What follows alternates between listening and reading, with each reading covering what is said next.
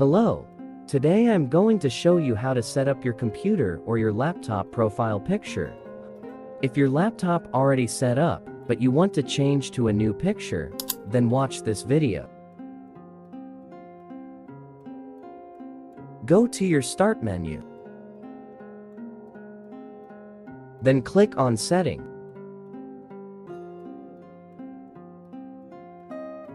And here, click on Accounts.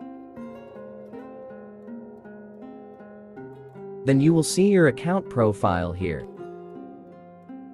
And here you have two options. If you want to use your laptop camera to take picture, then just click on Camera. But if you already have your picture, then just click Browse for one.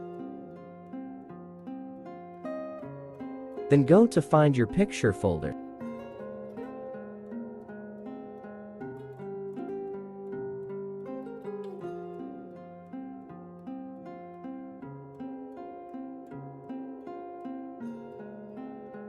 Okay, now, your computer or your laptop profile picture has been set. Then let's go to lock your laptop screen to see the result. To lock your computer screen, just hold Window key plus L.